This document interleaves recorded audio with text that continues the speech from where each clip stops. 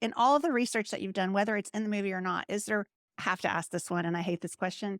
Is there one miracle that is the most compelling for you that you've heard in your ministry, in your work?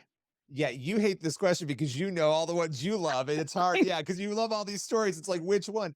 I mean, I really love them all, but I will tell you the one that I had the hardest time believing before I got to the set and started talking, and I did not believe it, but I had the toughest time, was Jeff Markin, and Jeff Markin was dead for 40 minutes and was brought back to life, and I sat across from him and interviewed him. He is in this documentary, and to give you a little backstory on Jeff, what ended up happening was he had a heart attack, his heart stopped, and they worked on him for 40 minutes.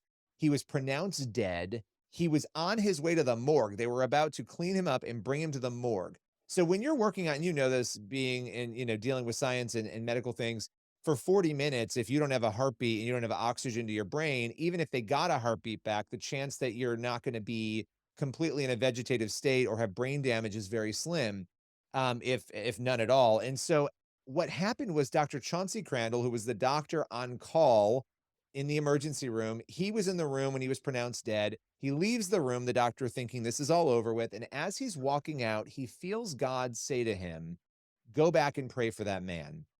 And he ignores it at first and then feels the prompting again. So he turns back, goes back to the hospital room. And I can't imagine the faces of the people in this room, the nurses and the other medical professionals. He says, "I'm going to pray over this man." He prays over him. And then he says, "Shock him one more time." And they're thinking, we can't, if we shock him, even if we got a heartbeat back, again, he'd be brain dead. They shock him and immediately get a perfect heartbeat, and after getting a perfect heartbeat, they send him to the ICU, and he wakes up 2 days later. There's more to that story and what he experienced, Jeff, during that time as he was essentially deceased for 40 minutes, but it is a remarkable, remarkable story, and I don't know how you explain something like that, from the calling of "Go back to pray," to the heartbeat coming back, to Jeff being perfectly normal and able to sit across from me and do an interview after being dead for 40 minutes.